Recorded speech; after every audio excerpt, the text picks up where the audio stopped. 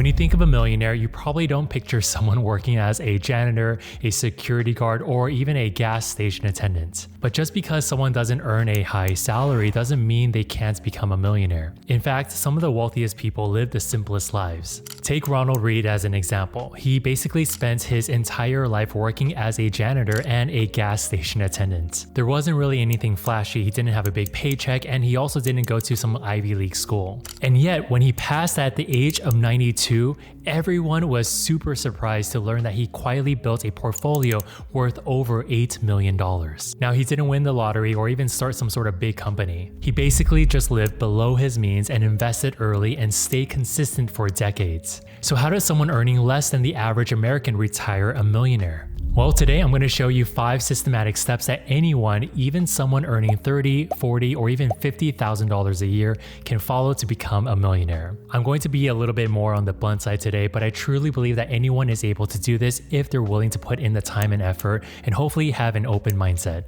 Step 1, you want to be ruthless with your money awareness. A lot of people are going to tell you that you have some sort of money problem, where actually you have an awareness problem. In fact, a lot of people don't even know where their money goes. They don't track their spending, and they're really shocked when they see how little they have left over every month. I met this engineer a couple years ago who told me that she made, I think, around $250,000 a year. Of course, I assumed that she had everything figured out financially because, well, she was making this amount of money. But as we talked a little bit more, she admitted that she was constantly stressed about money and didn't know where it was all going. When I asked if she tracked her spending, she shook her head and she just said, "I just assumed I was fine because I was making 6 figures." I looked into her finances and I found that she was spending around $3,000 a month on food delivery and going out to eat, and had a lot of online impulse purchases each month. Now, if you compare this to my other friend of mine who's a teacher and made around $50,000 a year, she was able to save $700 a month. So what's the difference here?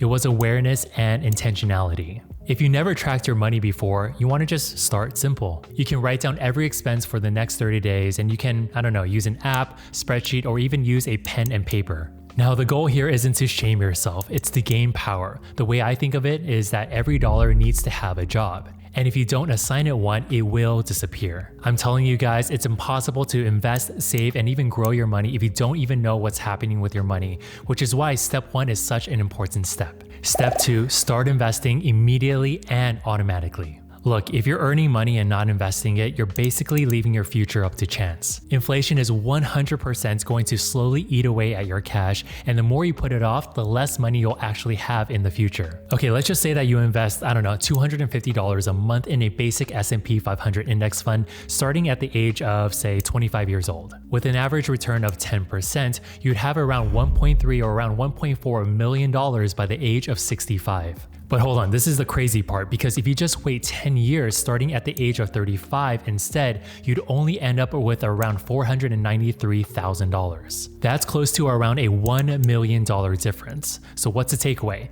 Time is more important than amount. And I promise you, starting early beats starting big every single time. Now, if you're worried that you can't afford to invest, it's totally okay. You can always start with whatever you can, even $50 a month, because just getting started is way better than doing nothing at all. And when you get started with investing, you want to also make sure that you set up auto investing so that it happens without you thinking about it. And really, this is what I did when I started teaching. I basically automated everything because I didn't want to worry about it when I was teaching in the classroom. I felt that I already had so much on my plate with grading papers, going to staff meetings, and tutoring in the afternoon. Remember, most millionaires like Ronald Read didn't get rich by timing the market. They got rich by consistently being in the market. And I know, you're trying to figure out which stocks are the best, but you actually don't need to pick stocks or even watch CNBC to figure it all out. Low-cost index funds or ETFs like VOO or SPLG or even SPY can do the job. At this stage, you basically just want to focus on the automation, not complication. Oh, and if your job offers a 401k with a company match, you want to make sure that you take full advantage of it because it's basically kind of like free money. You don't want to leave this on the table. So with Ronald Read, he didn't have a fancy job, but he did invest in solid companies and reinvest his dividends for decades, which basically helped him grow his account to $8 million. And if you think this whole investing thing is complicated, but you want to start right away, don't worry, I have a free beginner's investing class, and I'll leave the link in the description box if you want to join. Step 3, stay temporarily broke. I know that sounds weird for most people, and people are of course gonna make fun of me, but it's one of the most powerful skills that I believe everyone has to learn before they get rich. Okay, so here's what it means. Just because you can spend more doesn't mean that you should. You see, lifestyle inflation is a very real thing, and I believe it's the silent killer of wealth. If you get a raise, awesome, you can totally celebrate a little. Then you want to keep living like the way you did before. You want to make sure that you send the extra money straight to savings and investments. I don't want you guys to go out and just splurge on everything. When I hit my first $100,000 in my accounts, I still drove my Honda Accord, cooked my food at home, and even shopped at Target and TJ Maxx. However, I personally know a ton of people who started upgrading their cars, booking luxury vacations, and even moved to a larger and much more expensive home just because they got a $15,000 raise. And I'm not even gonna get into the math on how this doesn't even make sense. I don't know, I feel like there are too many people out there who care too much about how others see them, so they have this feeling that they need to look a certain way to show off their status. And the harsh truth is, no one's really watching as closely as you think, like no one really cares. I guarantee you that most people are way too focused on their own lives to care about what car you drive and what brand your shoes are. And honestly, if these people are judging you based on surface level stuff, those aren't the people you want influencing for your financial decisions anyway. So what I learned in the last 15-20 years is this. Wealth whispers. It's quiet. It shows up as peace of mind, not flashy possessions. Now, I know a lot of people are going to start criticizing me in the comments, and I'm not saying that you have to live like a monk forever. Of course, it's important to have balance, but in the beginning of every wealthy person's journey, they have to teach themselves to say no to most consumerism. Now, did I say all? No, I said most, because you still want to enjoy life, and this is all temporarily in the beginning. And as you grow your wealth over time, because you're saving and investing, then of course, you can then start to have more flexibility and freedom later on. Now for me, even though I chose to not go on these lavish vacations in my 20s, because I was able to build my wealth, I can now go on any vacations I want whenever I want. Right now in my life, I usually travel with Daisy every 1 or 2 months. For example, we went to Taiwan and Japan a couple months ago, and I just went to Mexico City to celebrate my 38th birthday. And really, the lesson that I tell all my 20-year-old students is that you either act broke now or become real broke later. And I know this is a harsh truth that not a lot of people are willing to hear. Step 4, this is where you start increasing your skills to increase your income. Listen, everyone wants to make more money, but most people never ask the obvious question. What skill do I have that's actually worth more, or what skill do I need to learn to make myself more valuable? Look, all my years as an entrepreneur, I learned this. Money follows value. If you want to earn more, you need to become more valuable, period. You don't get paid for effort, you get paid for results. So say that you're stuck making $50,000 a year, it's not because your boss is evil, it's because the market has decided that your current skill set is worth $50,000. I knew a 20-something-year-old girl who was making minimum wage at Walmart as a cashier, and she complained to me that she should be making at least $100,000 a year. But the truth is, no one is ever going to be paid this much as a Walmart cashier. In fact, there are a ton of other people willing to do the same job for much less. And if you think about it, the main problem that a cashier solves is to help customers check out their purchases and maybe even put some of the groceries into their bags. This is why I can't emphasize enough, you get paid for your skills and the problems you solve. So how do you actually increase your income? Well, you ideally want to pick one skill and get really good at it, particularly skills that help other people solve big problems. Whenever I used to have these entrepreneurial talks with my middle school students, I used to tell all of them that you get paid bigger checks if you can solve bigger problems. So what are these skills? Well, they can include sales, digital marketing, knowing how to prompt AI, since a lot of people still don't really know how to use AI, or in my case, teaching and tutoring. Now, I know you're probably thinking that you you need to have an expensive degree to learn all of this. And this is absolutely wrong and the biggest misconception I hear all the time. And I'm not even exaggerating when I say this, but you can actually learn 99% of all of this online for free. For me, I would start with YouTube, well, obviously, and then ChatGPT, and use ChatGPT as a private tutor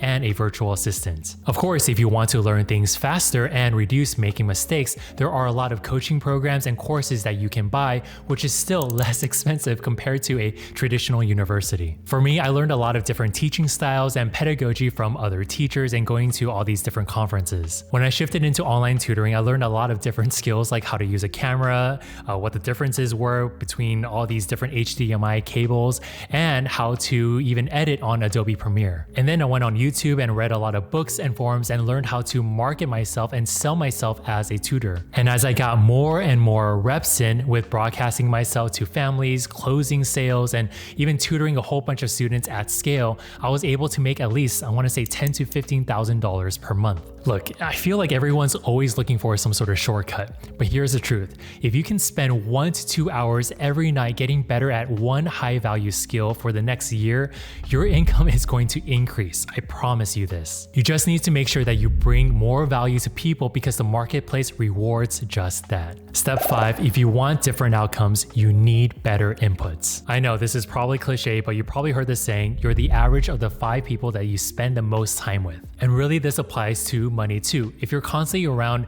people who overspend, who are constantly getting into debt, who are constantly complaining and saying that investing is risky, then guess what? You're going to start having the same mindset as them. But good news, the opposite is also true. The more you learn about money and surround yourself with people who are also learning and have the same goals as you, of course, the faster you're going to grow. The main reason why this is so true is because I believe people just want to fit in. If you hang out with a whole bunch of complainers all the time, it's going to feel very weird if you're the only positive person in your group. It's going to feel really weird if you're the only Republican in a Democratic friend group or the only Democrat in a Republic friend group.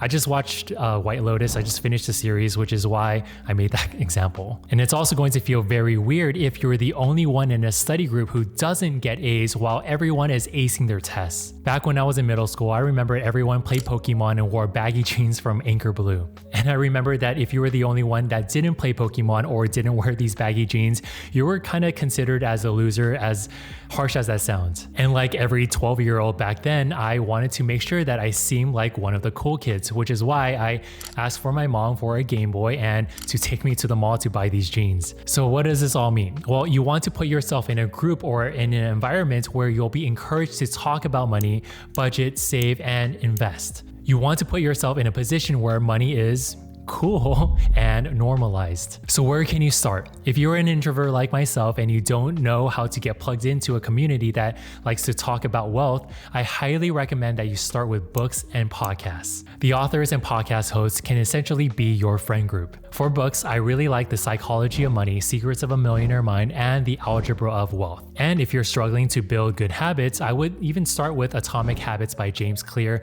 which I believe is a fantastic book. For podcasts, I'm a big fan of Lewis Howes, Scott Galloway, he's basically this professor from NYU, and for business, I'm a huge fan of Alex and Layla Hormozi. You can also join online communities on Facebook and even follow creators that talk about budgeting and investing. And better yet, as you're learning all of this, I recommend that you share what you're learning because teaching others actually reinforces what you know. And this is actually a practice that I did with my 6th graders in class where I had them teach each other math problems before taking a test. Again, this isn't just about reading a couple of books and listening to some podcasts when you go to work. It's about creating an environment where building wealth becomes normal. And if you're finally ready to take action, watch this video to change your finances in 6 months.